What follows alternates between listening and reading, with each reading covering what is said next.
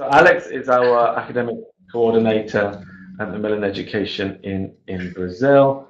Has been involved in English language teaching since 1998, although he doesn't look old enough. And intriguingly, used to work as a translator for MTV Brazil. Perhaps if we have time at the end of the webinar, you can tell us about that, Alex. And Alex is here to unravel the mysteries of how we can use gamification for motivation, engagement, and success in fluency activities. So, welcome, Alex, and I'll pass over to you. Thank you so much, Mike. What a great pleasure to be here with y'all again. For those of you who weren't here in the morning, hello. Thank you so much for participating, and I hope that we can share as many details with you today regarding gamification, fluency, ideas for us in the classroom, for us teachers who want and are always avid for more, right? Because we want to contribute to learning. We want to accelerate knowledge. So awesome to be here. The weather is beautiful outside. Here, I think it's around 24 to 25 degrees now. Very good. Hello, everyone. I see that we have some people from Portugal and Brazil, so I'm going to speak a little Portuguese. Olá, bem-vindos, obrigado. People from Argentina, and so let's switch to Spanish really fast. ¿Cómo están? ¿Están muy bien? Sí, muchas gracias. Sí, te agradezco que están acá con nosotros de Argentina, de México, de todos los países de América Latina. And for those of you who speak French, I could say bonjour, merci à vous. C'est un plaisir de parler avec vous aujourd'hui. C'est très amusant. On est très content. But that's the only thing I can do, okay? These are the only languages that I can speak now. And for the other ones from, there is someone from Lithuania, maybe. Sveiki. So I'm going to say labas, because I'm from Lithuanian descent. But all the other languages, I'm sorry, I'm working on it. We're very passionate about linguistics, so maybe next time I can try some Dutch, some Arabic, something, but hey, thank you everyone. So let's start. Again, we're going to talk about gamification. I highly recommend you, labas, Vitalia, labas, Visalgado, right, in Lithuania. Gamification by Dr. Deborah Healy. This, when you read it, it's going to be really eye-opening and your mind-blowing, because this is really, really interesting. The gaming elements that we can use in order to make our classes more fun and dynamic. So we're going to discuss a little bit about that in the next 40 minutes. Okay, so before we start, I want you to watch a video, okay? So let's watch this video and just think a little bit about it while you watch it, okay?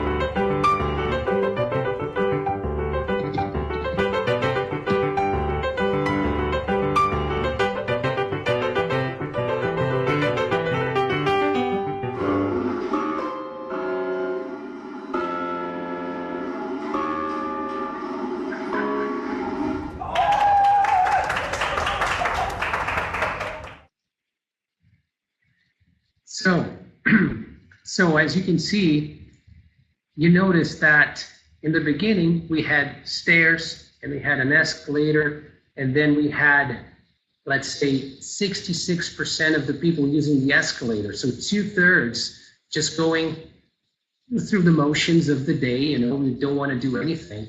All of a sudden, the escalators are gamified. They're gamified and they become a piano, right? So now I have the novelty element. I have this beautiful piano that I can play but as I'm playing, I'm also climbing the stairs, right? So what's the result? What's the outcome happening? I'm actually burning calories. I'm getting healthier while I'm also having fun. So that's the thing. I'm having a great time, and then I'm also having fun, and I'm not thinking about, let's say, the fact that I'm climbing stairs, the fact that I'm actually burning energy. So this is basically to show you that we can gamify anything. We can use gaming elements in any situation. Okay, so these piano stairs, they were, it was a project in Stockholm in Sweden, and they noticed that 2/3 of the people opted for the stairs after they were gamified. So, and this relates to the fact that we've always been happy with, you know, play and games, right? With just playing, having a great time, and that comes ever since we were kids. So remember when you were a kid, you were discovering the world through games, right? Yeah, Carmen Virginia is saying, curiosity is aroused. Exactly. So curiosity is a way, Veronica, oi, it is a way for us to experience the world. And when we experience the world as kids, everything is a challenge. When you look at a bucket, when you look at a new toy, when you look at like a slide or a merry-go-round, how do you experience this world? So you learn from a very early age to be curious and then to enjoy the experience or not. And then you start using these situations as buffers for you to be better in the future or get something out of it. Anyhow, games and play. This is super important. When we talk about gamification, we're talking about game elements, right? Elements from games. So what's the difference between games and play? Without really getting too technical, basically, someone from Buenos Aires, hola, sí, un placer gigantesco de estar con vosotros. Games and play. Sorry that I'm paying attention in the chat because I want you to participate, okay? So we can pretty much feel that this is a classroom and we're all in the same room. But the difference that I want you to remember is just that games have rules, and rules that come from the outside. So we're not really devising the rules, although we can. But a lot of times, you know, with these games, they are already set, and we have to follow the rules and follow the win conditions and everything. So that's basically the difference, because it's a system, and with systems, we do have to abide by these guidelines. So with games, it's no different. But basically, games are systems built for us to learn patterns. So when you're a kid and you're exploring, you know, a park or a sandbox, you are learning patterns about the world. And it's the same thing with a game. You learn the pattern, and this will help you get something in your mind, which is a neurochemical, a neurotransmitter called dopamine, which is related to fun. So fun is related to serotonin, to dopamine, to all these good feelings that we have. So we want to experience that again because that makes us feel good. So it can be a challenge, but if it makes us feel good, we want to relive the experience, right? For various reasons that we're going to discuss today. So we are engaged. Once we're curious, we are engaged and we want to know more, we want to do more. Let me share with you this beautiful number, 10,000. For those of you who have heard of the book Outliers, we have something called the 10,000-hour rule. If you do something for 10,000 hours, if you play the violin, if you play the violin, right, for 10,000 hours, chances are that you're going to become an expert. Obviously, we can discuss talent and everything, but the thing is, if you really commit for 10,000 hours, very likely that you're gonna really excel at practice. But we spend at school 10,000 hours from the time that we're 6 up till the time when we finish high school. And hello from Belgium, yeah, Antwerp or Brussels. 10,000 hours, the same amount that we have in the classroom from students who are 5 years old until they are 21, they also spend the same 10,000, not the same, other 10,000 hours playing games. Can we believe that? This is amazing to know that people spend so much time playing games. And teachers spend a lot more doing lesson plans. Sorry. No, that's awesome. But basically, why? That's the question. Why? And the question is related to this guy here that I showed you. This image here tells you a lot. This guy started playing that game when he was 18 years old, okay? Because this guy's got spider webs. He's got long hair. Look at his beard. But he is there. He's having a great time. He's, going through this fun experience. So we need to understand that, and we need to take that to our advantage. As teachers, like I said, we are facilitators of knowledge, but not only knowledge, we are facilitators of experiences. We present challenges to students. We present opportunities for students to be more curious and for students to change their minds related to various activities, right? Exactly. We have to be enthusiastic. And the beautiful thing about the word enthusiasm is because it means the breath of God, right? I mean, translated from Greek. I love that word. So very good that you picked that, Fernanda. Enthusiasm, which is a combination of being curious, being motivated, being inspired, okay, all these things. But even when people are not motivated or not inspired, we can guide them, we can coax them, we can help them just be better and feel better about themselves. Because it's not that we're posing challenges and challenges are going to be hard to overcome. It's not that. It's the challenges have to be associated with fun. Not all the time, but if we bear that in mind, if we consider the fact that having a fun experience is related to overcoming a challenge, changing from point A to point B, and then getting something out of it, okay? So this is what we're gonna try to do that. Let me give you 4 types of fun. So when we talk about fun, we think, it's just a very broad term. But when we think about certain types of fun, we have people fun, which is related to the social aspect. So if I'm playing cards, maybe I don't even want to win, if I'm playing poker, but I want to be with those guys or with my friends, girls, guys, and chatting and having a good time and asking about their lives and things like that. So we're socializing. So it is a game, but it is people fun. It's the game for the social aspect. If it's easy fun, it's something new. So you tell me, have you ever heard of this game, Candy Crush? Have never heard of it. My interest is going to be piqued just because, hey, I've never seen it. Let me look at it. It's novelty. I want to check it out. So easy fun is just something new.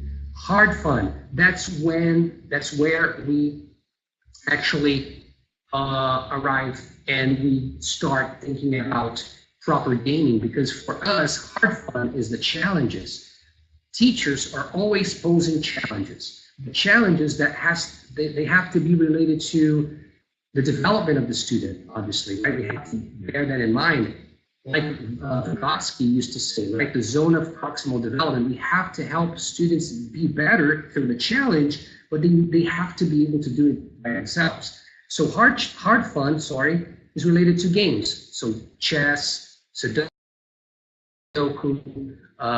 any game that will pose a challenge, a Rubik's Cube, or not even that. I mean, it could be a video game, right? I mean, it's just the fact that you need to think. You're going to have to use more brain power to overcome the challenges and the levels and the stages, and then you are going to succeed. And serious hard fun, but in a way you're actually getting the meaning. For example, let's say if you're playing Civilization, right? Then you're learning about empires, about the Persian Empire, about the Roman Empire, or you're learning about history, Alexander the Great, things like that. You're learning about the structure of the world. At the same time, there's meaning there because you can discuss philosophical issues, historical issues, and so on and so forth. Okay, so bear in mind that when we talk about fun, there are various ways to use it, okay? So I can see that you've been active in the chat. Let me just try and see what's going on here. You're sharing a few links here. Very good. Please do share. Like I said, you know, this gamification, I think you all have to download it. And also you have to go on onestopenglish.com. We're going to type that in as well, or for the resources, because there are tons of resources there that we can use for gamification. Hey, I'm here to give you the basics. I like this part here because we talk about the player types. The player types are something that I love discussing because we're all very different. We all have different likes and dislikes. And when we play games, we also interact with the games and the players in a different way. So look at this image there. You know, this is a beautiful summary. This theory was actually developed by Richard Bartle, who's a psychologist, and he thought about these 4 types when people play games. You have killers, you have achievers, you have socializers, and explorers. So when you think about soccer or chess or boxing, anything, any game that you might think of, you're always going to have different player types that are going to succeed in these ones and maybe not the other ones. So what are killers and achievers? Well, as you can see, they are at the top there, and killers and achievers, they interact more with the players and the performance. Well, I mean, if you interact with the player and the performance, sorry, you're more of a killer because you're competing against someone. So I gave the example of Formula One in the morning, right, with Ayrton Senna, with Alain Prost, or Lewis Hamilton, Sebastian Vettel. But we can think about other types of rivalries, right, with basketball, with Michael Jordan and Magic Johnson, or Michael Jordan and Kobe Bryant. I mean, it's just, when you think about the game, and you can excel at a very high level, but you're thinking about the opponent. You're trying to be better than an opponent. This is one type of personality. It usually falls under that umbrella. You play to compete with others. Now, okay. Oh, Bernadetta has a very complex question regarding George Orwell. And well, at the end of the webinar, I think I can answer that question because I will give you the elements and then we can discuss that again. It's very interesting to discuss that. So I'm definitely going to remember that. For the achievers, okay, so killers, we got them, okay, it's covered. For the achievers want prestige and success after the game is done. So after it's finished, then it's time for them to get the laurels, right? To get the awards and to receive the whole recognition that they deserve to receive. So it is about performing, but it is about being very good at the game itself. So if you're a great chess player, and then you perform really well, after you do it, after you won the world tournament, you're actually gonna, for a long time, reap those benefits, okay? So these are the 2 types. For the socializers and explorers at the bottom there, they interact, it's about the interaction itself, and the socializers are going to interact with the players, and the explorers are going to interact with the game, okay? So Minecraft, very important and famous game, and Dr. Deborah here, she talks about Minecraft. For those of you who have kids who like Minecraft, basically it is a virtual game where you can use blocks, right, bricks, to build worlds. So the explorers what are they going to do? They want to change the game in a way. They want to design, they want to develop the game, so they want to be part of it. That's the thing. It's completely different than someone who wants to compete with others, or someone who wants to have success, to gain success, or someone who wants to play just for the social aspect, okay? So every time that we have students in the classroom, it's going to fall under one of those aspects. Obviously, it's not black and white. I mean, there are a lot of shades of gray, but we tend to have these types more pronounced, depending especially on the situation. Okay? So bear that in mind. Think about your students. Who is more of a killer? Who's more of a player, more of an achiever? And then we try to cater for those students, to customize their learning experience, okay? Any questions so far? So far, so good. Are we good with the player types? Did you like knowing more about the types of fun? Now with the player types, let's see what you think there. Because this is important, you know, it's because when we come up with a game idea, right? For example, let's say we want to play something like Candy Crush, Farmville. Well, Farmville is very much about the socializers, you know? Oh, someone is asking about the task types. Well, I mean, I didn't really find a formal test on the player types, kind of like let's say like personality types. If you go to the Myers-Briggs website, personality type, you can test it out. I didn't really find one like a formal one, but what we can do is we can get the main aspect and we can try and map towards the students, right? So we say, for example, let's say, well, for this game, if it's, let's say, a running game, and they're competing against their friends and they want to beat their friends, obviously they're telling you that they are more of a killer type of player type. And if, you know, they want to socialize and everything. So yeah, we would have to fine tune that within our classroom. Perfect. I think we're good with the chat there. So I'm gonna keep on going. Okay, if you have any questions, just feel free to stop me at any time. I know that I can't see you, but we can use the chat there. Anyhow, continuing talking about elements. Again, let's think, what is gamification? Well, gamification is using gaming elements in non-game contexts. So I'm actually going to type that in the chat. It's gaming elements. That's the main aspect. But these gaming elements, they can be related to mechanics. They can be related to emotions, okay? So I mean, we have many possibilities here. So one of the possibilities for gamification basics for the aspects is the use of leaderboards. Okay, and I want to discuss the use of leaderboards with you because maybe in the classes that you teach, you already have a leaderboard, maybe using cardboard on the wall, right? I mean, and you post the information there. Erica is asking about digital games. It's the same thing. I mean, maybe the dynamics might change, right? The dynamics might be different because it's online, but it's still the same. You're gonna have to have a challenge. You're gonna have to have curiosity, engagement, fun. So go for it. Okay, I mean there are many games that you can use online, and it's no problem at all. But the leaderboards, usually I put the leaderboard there because it's more controversial. And even Dr. Deborah here on the paper. She talks about that because she actually mentions the fact that some students might feel demotivated, you know, with the leaderboard because they don't want to compete like that. Because again, it comes down to the player type. If you are a socializer, you're not really much into the leaderboard.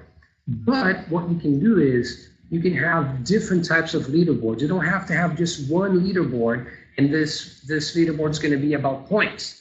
You can have a leaderboard about being a helper, right? How many times you have helped people. So it's more related to social emotional learning, things that are related to helping others, to collaborating, to cooperating. That's a possibility, okay? So socializing matters.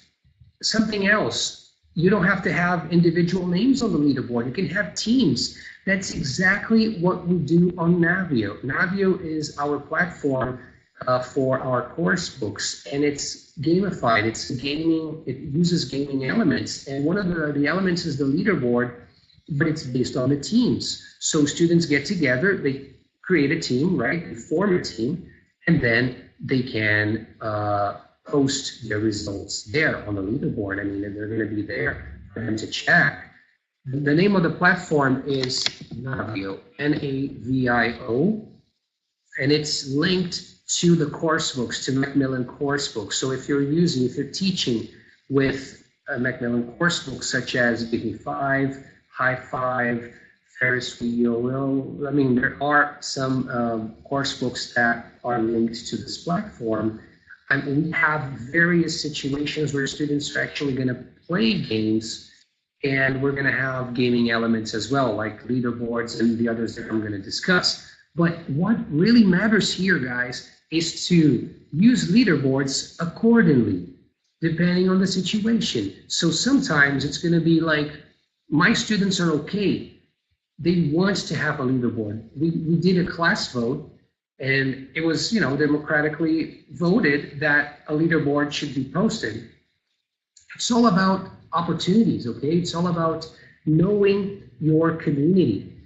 And if it's not great for you, then we think about something else. But just bear in mind that this will help students visualize their achievements, okay?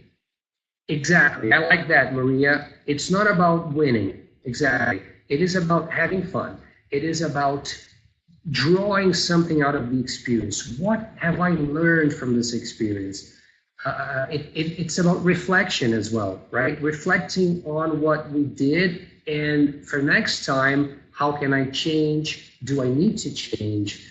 Things like that. Make it meaningful. I like that too. It's related to serious fun, remember, right?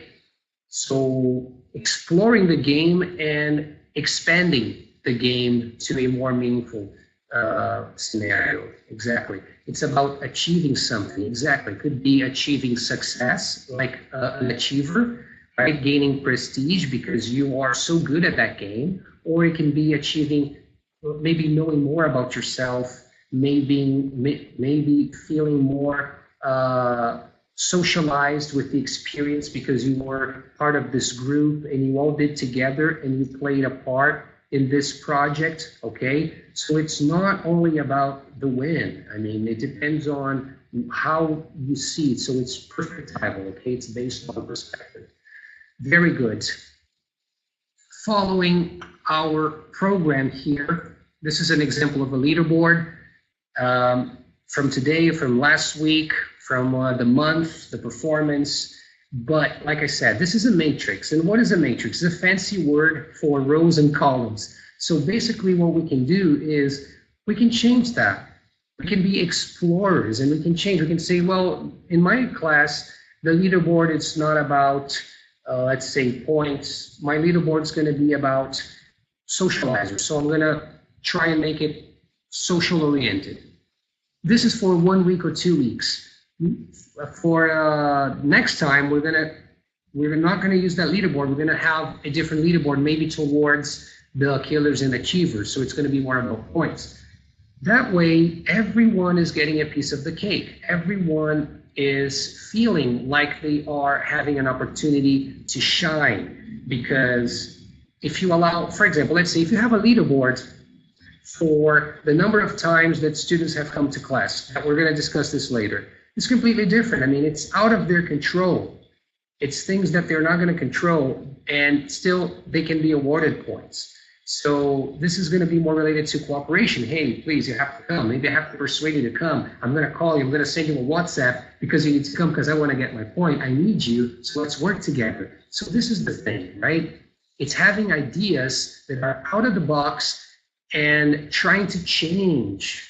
People like changes, because they get out of the comfort zone. So that's what we're doing as teachers. As teachers, we're always trying to get out of the comfort zone and in a let's say expected way, in a way that it's planned, So it's never really repeating things and getting things too let's say lukewarm kind of temperature, but we want to raise the challenge but we want to make it in a planned way, suitable for the student. Okay, so leaderboards are taken care of. Okay, let's see. I swiftly change my leaderboards to my least successful students. Very good idea, you know? Invert the whole thing. I mean, change the polarity, right? Just go, exactly. For example, let's say if you're doing a writing context, I mean, there are many ways for you to invert things and say, hey, you know, we're going to discuss that. It's just that I don't want to talk about that now because I'm going to ruin my my surprises. Okay. Okay. Well, it depends. It depends on the games. You know, sometimes you're talking about TTT. That's right too. You know, teacher talking time. Right. Teacher talking time is important. With games, you know, if students are participating and if you make them interact, you're going to increase the amount of STT, student talking time. Gamifying the grammar lesson, Parisa Abasi is saying, increasing student participation. So basically, you are a mediator. As a teacher now, you are like a facilitator of knowledge, mediating the situation. We call that monitoring, right? For those of you who have taken the CELTA, it's the monitoring phase where students don't even know if you're paying attention because you're actually allowing them to have space and they're playing the game, right? Exactly. They will feel more in control because Dr. Deborah talks about that in the article, okay? About control. I mean, sometimes when they control too much, they lose the motivation because they want to be more in control. What is that? It's the explorer type of player type because they want to participate. Collaborative learning. What is collaborative learning? It's the socializer. They need the other person to be with them. They want to be like, okay, this trio here, we're going to name the trio. It's the, let's say, star power trio. And we're actually going to win together because it is a social aspect of the situation, which is beautiful. So that's why when we start thinking about it, we start noticing, yeah, you know, it's this player type for the leaderboard. Yeah, let's invert the things. Let's change the game. Very good, very good. Serpo Cherninsky here talking about collaboration, the opportunity to go through some indirect correction. Exactly. I mean, you are, again, you still do the things that you do on a daily basis. You do feedback, you do homework correction, you correct on the spot, you don't correct, you monitor, you do all these things, but at the same time, you are aware of the gaming elements that help you with students. Because motivation, you have different types of motivation, and we're going to talk about that. To speak more, that's the fluency, that's the speaking skills. I love that, and I encourage students to speak more. Badges are going to be a beautiful way for students to develop their speaking if you want, because you can have badges that are mapped to speaking skills, to role play, okay? I agree, Fernanda. We don't have to overuse the games. Sometimes we can do just the activity. We can go through the motions, but then we can find maybe 5 minutes for a game. It doesn't have to be the whole class. That's why it's not really hard science in terms of like formulas. It is understanding and applying. It's applied situations. And when we say applied, it's the aspect, the unknown aspects, because there is a variable that we cannot really know for sure, which is the student and the personality and the player type, right? And the interaction of these students in the classroom, right? Because we never know. I mean, 16, 20, 25 people interacting, sometimes 8 people. It varies, right? But what I do know is the fact that we all want to be recognized as individuals, and we all want to feel good about things that we like or things that we perform well. And having a badge is having a visual sign. You're mapping that medal, you're mapping that token, that piece of it can be anything, paper, sticker. You're mapping that to a concept. So if I get the badge of best writer, and I love writing, well, what an accomplishment. Because it's my thing, it's something that, you know, makes my world go round. I love doing that. if I get a badge of public speaking and I want to be a lawyer and I want to be a politician, wow, that's beautiful. I'm so happy. But then sometimes you can also find badges that students don't even know that they have those abilities, and they deserve to have those badges. So that's why I like to use this way and from games, because if you think about various games, sometimes the badges are all grayed out, but you're already showing the badges to people, Let me give you an example. If you go to Khan Academy, right, I'm going to type in the website here. He started teaching mathematics, and then he developed the whole website to teach sciences like biology, chemistry, physics. So he teaches subjects online, right? He's got tons of badges, and you see them, and they're all grayed out because it depends on the situation. Sometimes when you finish something really fast, then you get the speedy badge. Sometimes when you get 2,000 points, you get the emerald badge.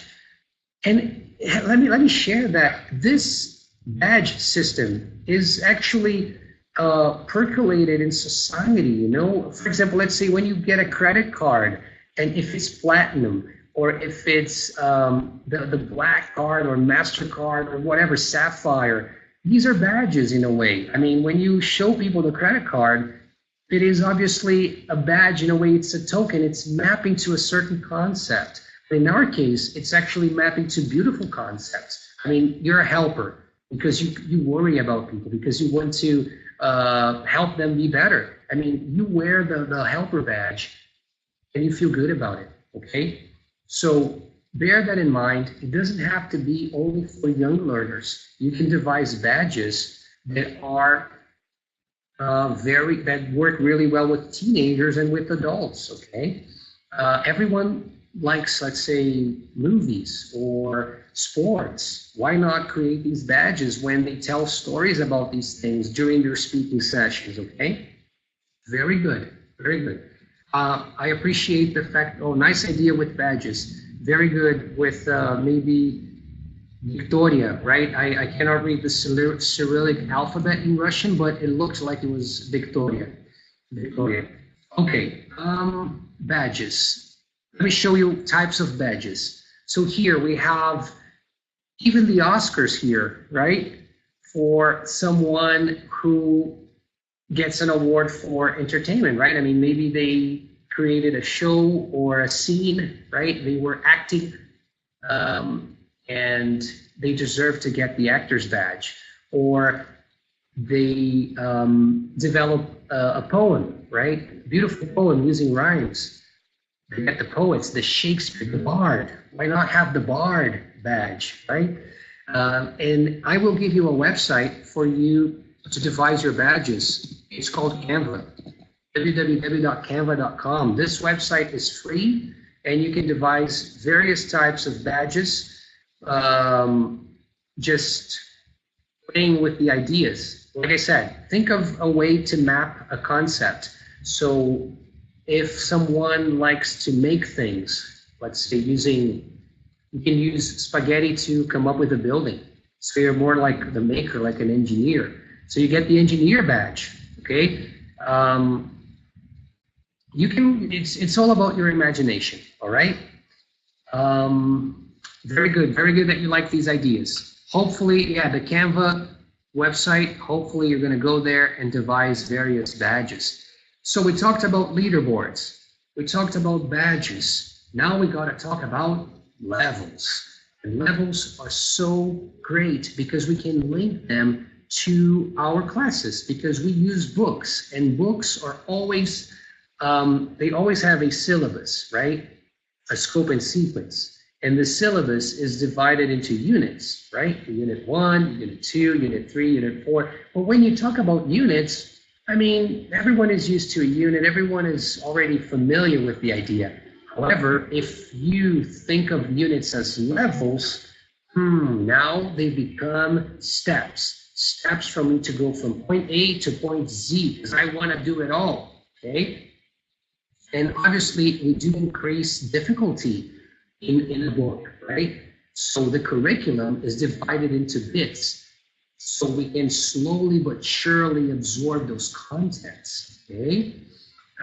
So let me show you a beautiful idea here. Why not have, instead of having, let's say if you're going to give them 8 units throughout the year, or 12 units, depending on the book that you're using, why not assign an animal or whatever thing you want to do, a star, an animal, anything that they can feel the progression, that they can visualize. Our minds are very much about images. We think in metaphors. That's why I tried to give you images. The image of the guy playing games with the long hair, with the spider webs. I mean, the images are very powerful, because sometimes it's easier for us to map, or not even to map, it's just to store the image. Because when we use words, we have to map the words to the concepts, and a lot of times the concepts have to be visualized. That's why sometimes mathematics is hard, because when we try to visualize in our heads, and you try to visualize a cube or a sphere or a pyramid, it's not as easy for you to rotate things in your mind. However, with English, we can always map the words to various images using flashcards, using animations, using video, using drawings, okay, using games. And with the syllabus, beautiful way. I mean, why not unit 1? It's not unit 1 anymore. It's the amoeba unit. Because you, by the end of unit 1, you become an amoeba. Vitalia is asking about 18 to 19-year-old students. So let's say teens, late teens, young adults there. Everyone likes to have a challenge, and I would love to have, I mean, let's say 18-year-olds, okay. If they like Harry Potter, maybe not. If they like Star Wars, it depends, you ask them. And then you can create the levels based on the characters, right? So from a normal character to a very powerful character. You have to have that feeling of progression and of increased difficulty, because people want to overcome hurdles in life, but they want to feel good about it. So you need to have the fun aspect. But in this case, I'm just giving you ideas with animals here. So amoeba, oh teacher, now I'm an amoeba. Okay, well, next month you get to become a fly, and you give some fancy names. Here we have names in Latin. So you're not any fly. You're not a random fly. You are actually an insectus verbosum. Sounds like a Harry Potter spell, right? Insectus verbosum. Anyhow, next month you can become a crab.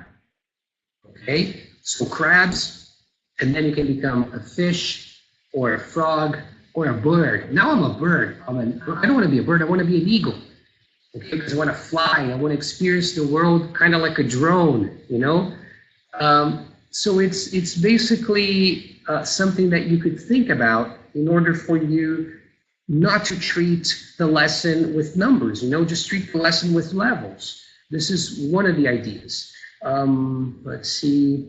Yeah, sometimes, like you said, you know, with adults, it might not work. You might have to change this to the universe of the adult. If it's a one-to-one class, or if it's a group of adults within the business world, then I would have the Warren Buffett unit, okay? And then I go to the Bill Gates unit. I mean, what do they like about life? That's the thing. I cannot give you an answer because I don't know the students themselves, but you can gamify, because let me tell you something. Stories are in the heart of everything. When you talk about Ferrari is a story. I mean, there's a story about a family, about this, about that, with the car and the colors. When you talk about anything in life, it always comes down to a story. And you can use those elements to get people curious and to get people participating. Okay? So you just have to adjust, obviously, right? Cool.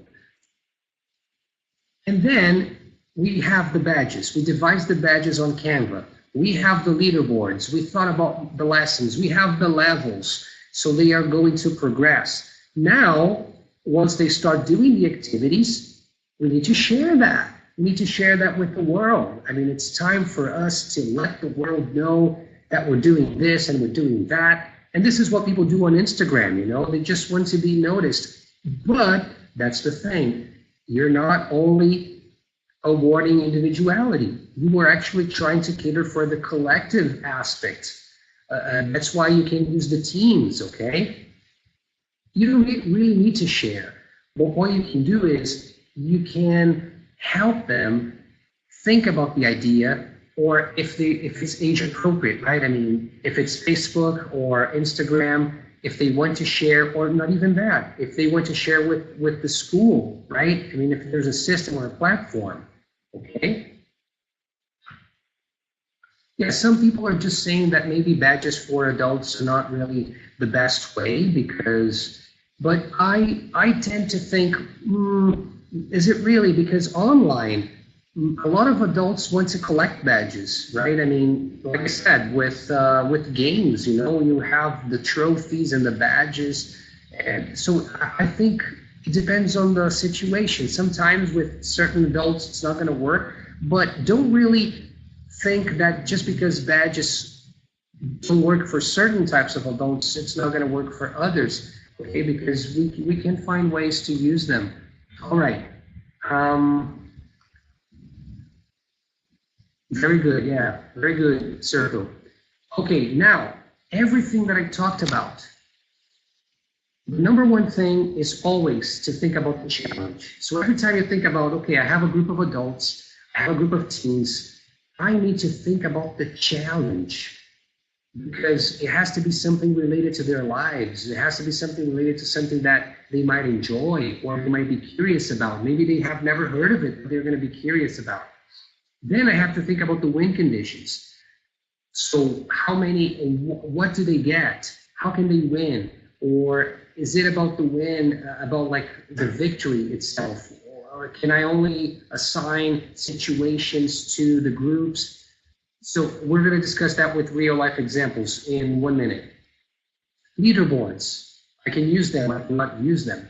Badges, same thing, depending on the age, depending on the theme. But remember, we always like to use badges for various situations. Like I said, remember the banks, the credit cards, remember the games from Khan Academy, remember all of the situations that you had ways to use tokens, to map these tokens to concepts. So badges are a complex subject that we could spend hours discussing here. So think about that. Think about the social networking and the sharing of the information. And you can use a point system, right? You can assign points because that's going to be easier for you to keep track of.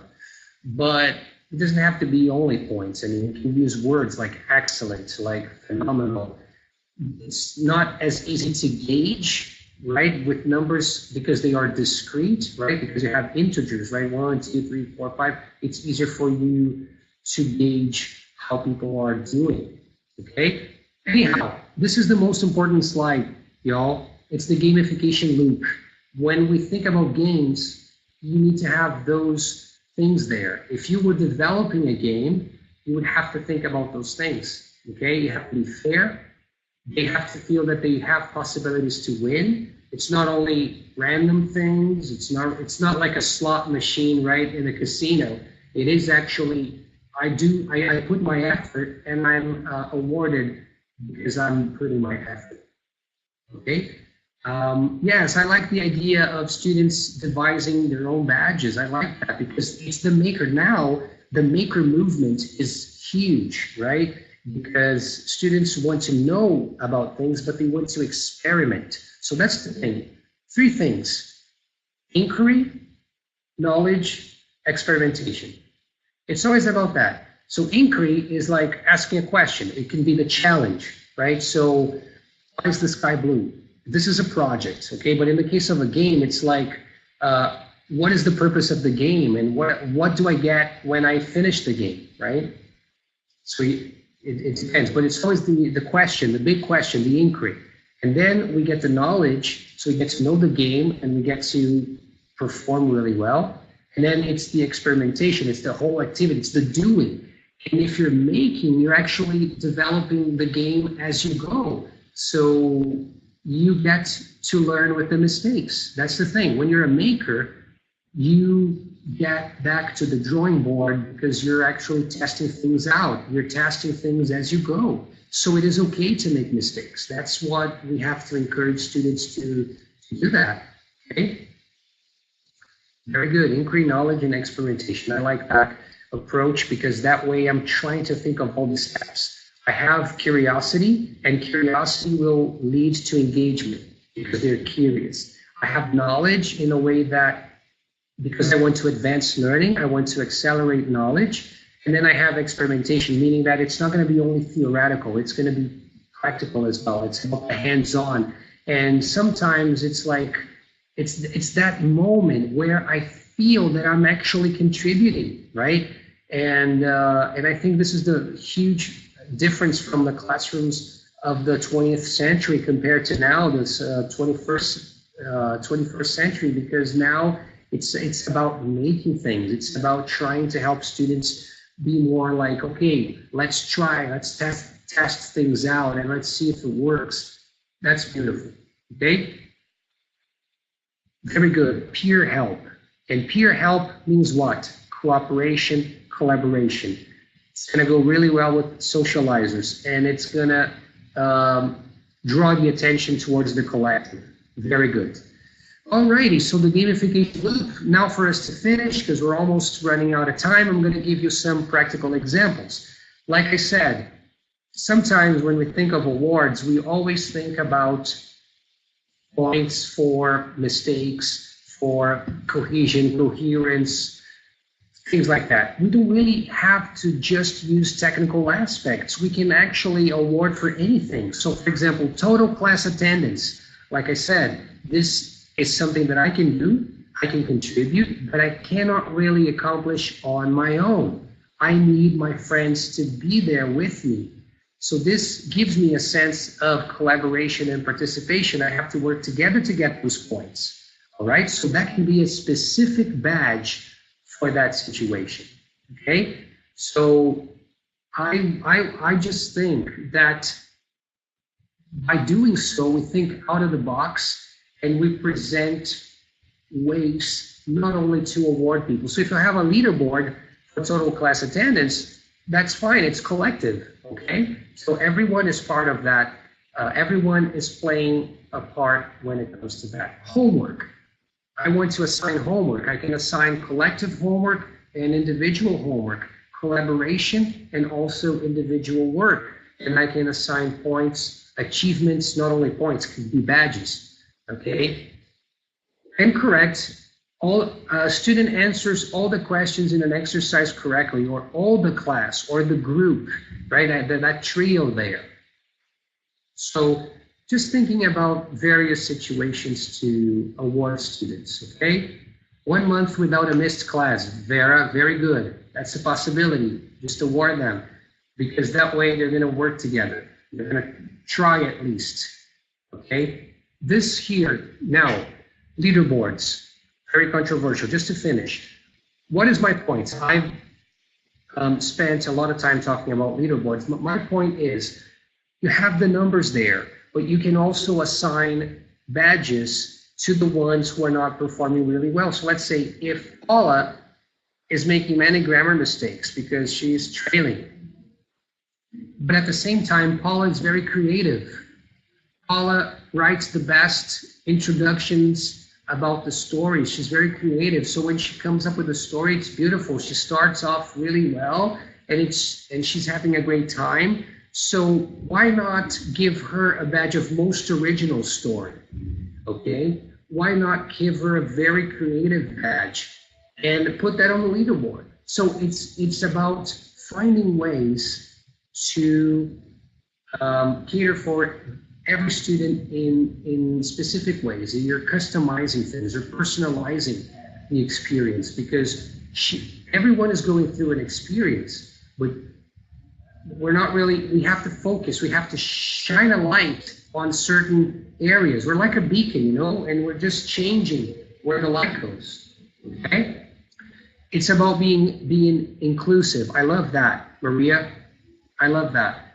You're thinking about the whole umbrella. Very good. Another beautiful way, I love this. Look at that, guys, the story cubes. I've never heard of the story cubes. I don't know if you've ever heard of it, but you can download on the App Store, on Google Play, the app for the story cubes, and it's going to give you random cubes, or you can buy the dice. And that way you can use the dice like this and just toss it, and whatever comes, whatever pops there, you can come up with a story. So you can help students with ideas, because sometimes the students are like, oh, teacher, I don't want to do this activity. I don't want to talk about a story because I have no ideas. It's not that. It's just that they're kind of, at that moment, not feeling like coming up with the brain power to create a story. But at the same time, with the dice, you give them the possibilities for the stories. Okay, so I give them a helmet, I give them a crown, I give them an octopus, and then they can start, okay, let's think about the mountains. It's a land with mountains. Okay, is it day, is it night? We have a group of pirates. Oh, really? Do we want to be pirates? So we're practicing. They are practicing, they are creating, they are articulating the sounds. They are practicing prosody, right? I mean, rhythm, stress, pitch. But without focusing on that, we're focusing on characters. We're focusing on the storyline, on the plot, okay? So bear that in mind. And if you don't have money to buy the story cubes or to download, if you don't have a cell phone, no problem whatsoever. You can create these dice with paper, glue, scissors, just improvise, right? Okay. That way you can gamify writing, you can gamify speaking. Basically, you're working with productive skills and you're trying to come up with storytelling ideas and gaming elements, okay?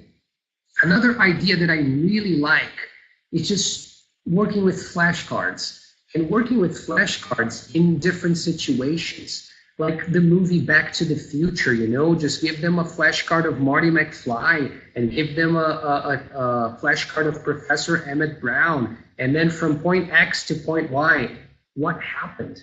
You know, in this case, I give this flashcard here, a donkey and a boy. They look very sad. It's scorching hot in the desert.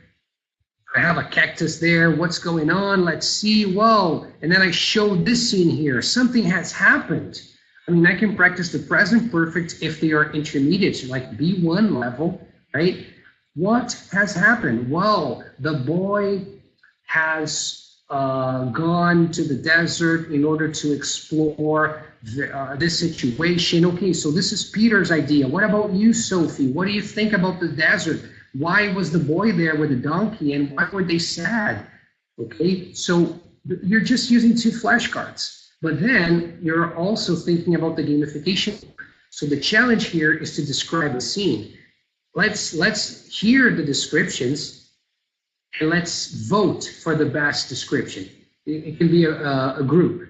And then if the group wins, then the group gets the most original storyline badge, for example, okay? You're using two flashcards, you're coming up with an improvised badge, and everyone is getting happy because it's like, oh, you know what? Very good, very great, I got this badge. I was very creative with my story about the desert and the boy and the donkey.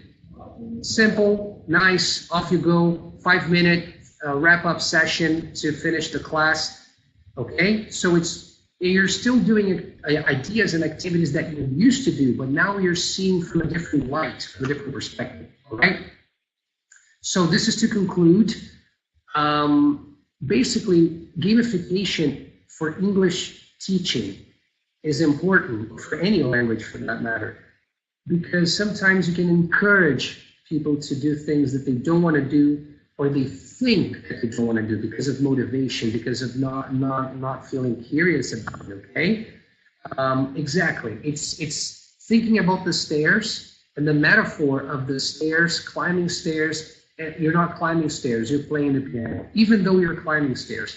So that's the thing, even though I'm doing a grammar activity, it's not a grammar activity anymore. It became a memory game, it became a bingo, it became a chess game. Okay, you can think about various situations. I described a few here. tried to give you a few examples.